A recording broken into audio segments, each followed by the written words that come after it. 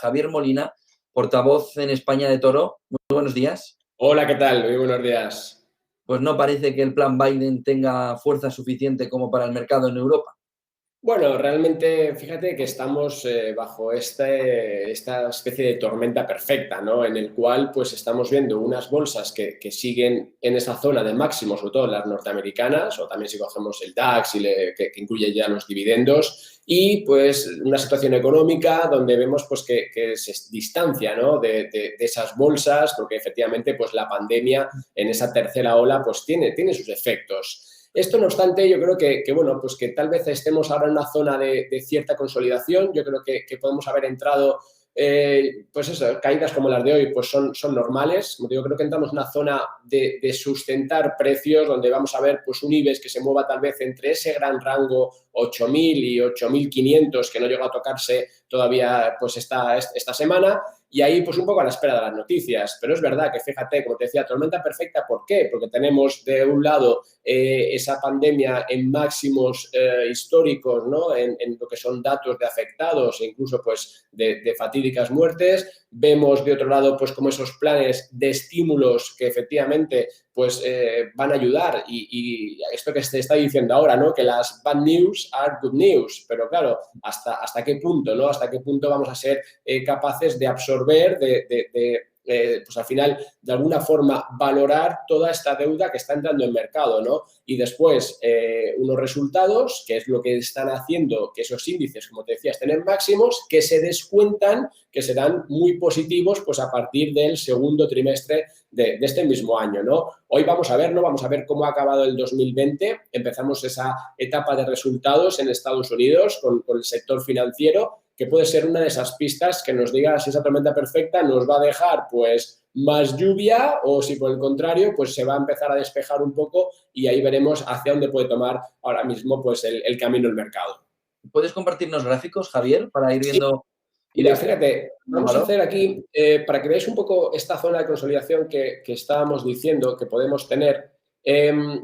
Fíjate que, por ejemplo, pues en el caso de nuestro IBEX, para verlo en pantalla grande, pues fíjate, esta semana ha sido incapaz, ¿no? Después de ese gran rango que te decía, pues por abajo yo creo que hay que vigilar esa zona de los 8.000, por arriba esa zona de 8.500 y ahí podemos entrar un poco en este momento, si quieres, de impasse.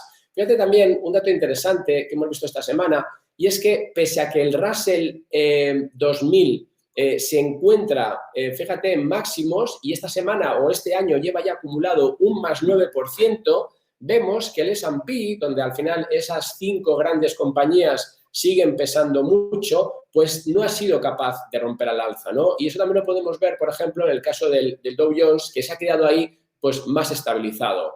¿Esto qué nos hace pensar? Pues un poco lo que te decía, fíjate esos datos de desempleo que hemos conocido en Estados Unidos pues esta semana, pues ¿qué hacen? Pues hacen pensar que esa vuelta en V del desempleo pues tampoco parece que se esté cumpliendo tan a rajatabla. El dato que hemos tenido esta semana es el peor que hemos visto desde los datos malos, pésimos que tuvimos en marzo, ¿no? Entonces, por eso está sembrando un poco pues esta distorsión, ¿no? Que sin embargo, pues en otros activos, como por ejemplo el oro, que podría ser ese refugio, pues vemos que tampoco, ¿no? Pues tampoco tira. Eso es por lo que te decía de esta especie de zona de congestión donde seguimos viendo estímulos y entrada en mercado de dinero, pero no tenemos tampoco pues ya ruptura al alza en zona de máximos en la que estamos y tampoco vemos como esos activos refugio pues al final estén captando pues la atención de momento de esos inversores. Entonces, un poco conclusión de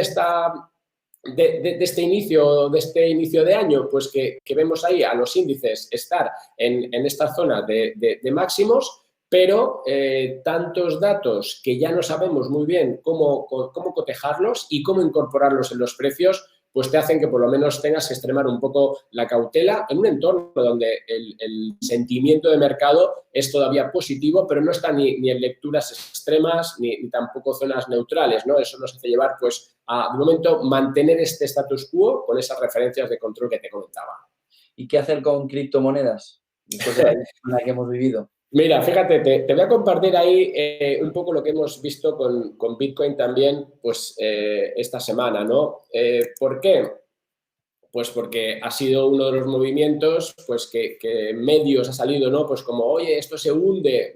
No, a ver, ni una cosa ni otra. Es decir, cuando llevas un alza tan fuerte, fíjate desde octubre, ¿no? Que estaba por ahí por la zona de los 12.000, se va hasta 40.000, pues es lógico que te corrija con fuerza. ¿Por qué? Porque estamos en un activo que cuenta con esa volatilidad. Pero mientras siga esa emisión de deuda, mientras veamos esa expansión si quieres, pues incluso fiscal, ¿no? Expansión monetaria.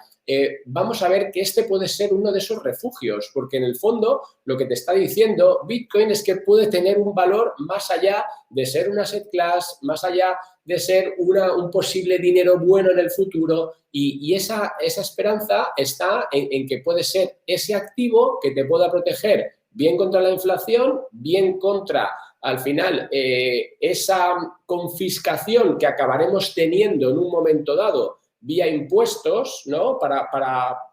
Pues porque vamos a tener que pagar esa deuda y entonces está ganando otro valor, ¿no? Pues un poco que va un poco más allá del que inicialmente estaba previsto.